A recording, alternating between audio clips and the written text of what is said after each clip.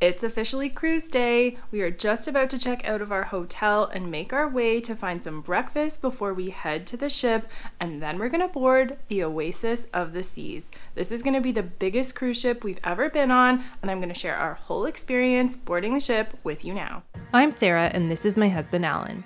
We work 9 to 5s, but use our vacation time to cruise, visit resorts, check out new cities, camp, and find awesome food and breweries along the way. Stick around for videos on things to do, tours, and helpful travel tips. Now let's jump into our experience boarding the Oasis of the Seas.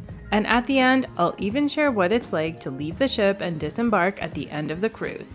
But until then, let me share one of the most exciting days of any cruise, at least in my opinion. We made it to the terminal finally after sitting for about 30 minutes in traffic just trying to get in, so do plan to wait in traffic if you're coming here, and we just got our first sight of the ship up close.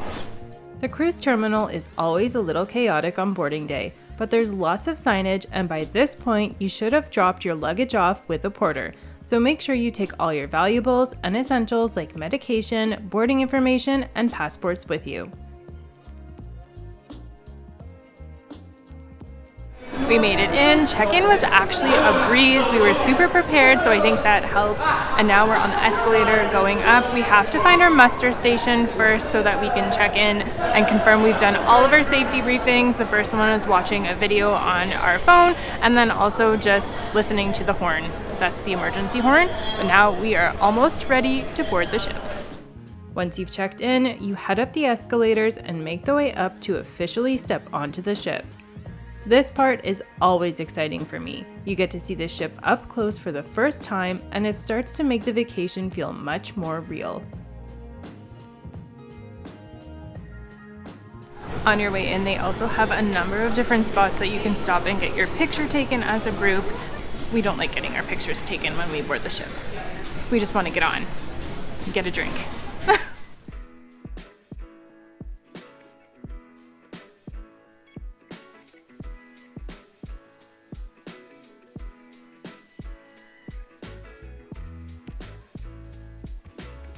And I'm officially on the ship. We both are.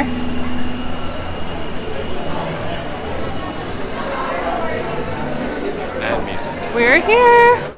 The first glimpse inside the ship is always busy, loud, exciting, and a little disorienting because these ships are so massive. An Oasis of the Seas is the biggest ship we've ever been on to date. Our first order of business was figuring out where we were on the ship so that we could find our muster station and check in. Here they scanned our boarding passes and we learned about the safety procedures if we needed to evacuate the ship, and then we were on our own.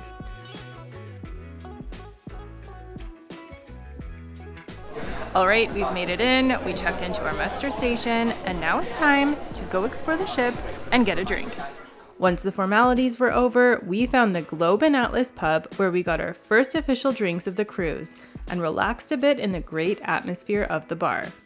Then we made our way to the boardwalk where we got our first meal, hot dogs. But not just any hot dog. They had quite the options here, and these are part of the included dining on board. While we were eating, they made the announcement that staterooms were ready. So we went up to our cabin on deck 11, an interior balcony overlooking Central Park, and in my next video, I'll give you a full tour and overview of what we thought.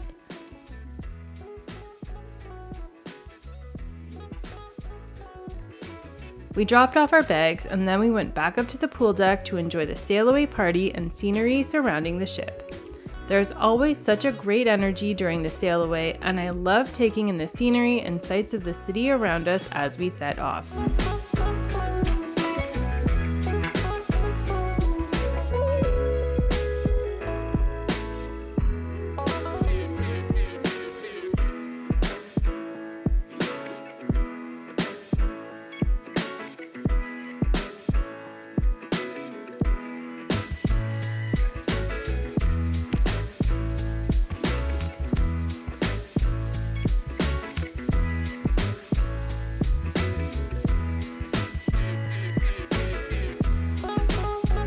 While we were up there, we found the Mexican restaurant, so we decided to have a second lunch, and that was our experience boarding the ship.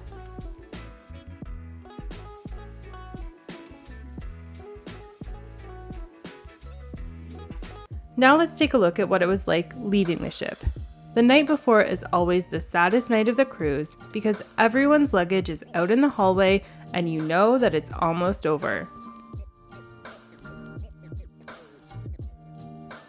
We had one final breakfast in the Windjammer buffet and took our time getting off the ship. We really took as long as possible since our flight was quite late in the afternoon.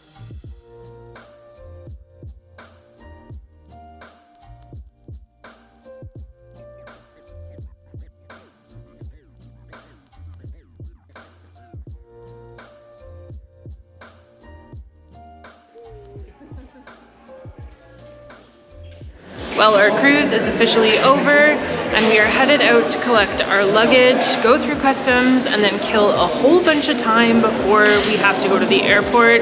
Maybe we'll just end up at the airport like 7 hours early. We could have drove. I really wish we drove, but next time for cruising out of this port, we will drive. We also wasted as much time as possible and had one of the latest departure times from the ship, to the point where they were actually going around rounding up passengers to ask them to get off the ship. So we waited until that point because we have nothing to do today. So getting off the ship is always chaos, but if you wait extra long, there's like no waits for the elevators, nobody around. So that was actually a nice peaceful morning. Very much so. An update from the disembarkation process here. There's about 100 people left. We're just sitting out here waiting. We just called our Uber. Surge pricing was up like $23. So by just sitting here and waiting for about 20 minutes, we saved $23 on our Uber ride to the airport. It looks like there's a whole bunch of people still waiting for their shuttles and rides and things.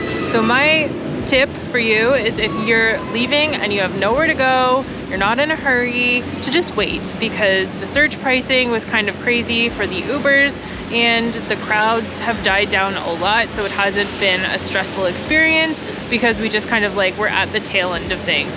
Or be like super first, right in front of the line so that you can get out first. Otherwise, there's just a lot of lines, a lot of waiting, a lot of sticking around until you can actually leave. And that's just the process for disembarkation day. I hope this video gave you a better idea of what it's like to board and disembark the Oasis of the Seas. And it's pretty similar for every other cruise we've been on. As always, don't forget to like this video, subscribe to my channel, and hit that notification bell so you don't miss any of my upcoming videos. And in the next one, I'll be sharing a full tour of our Central Park balcony, so stay tuned for that.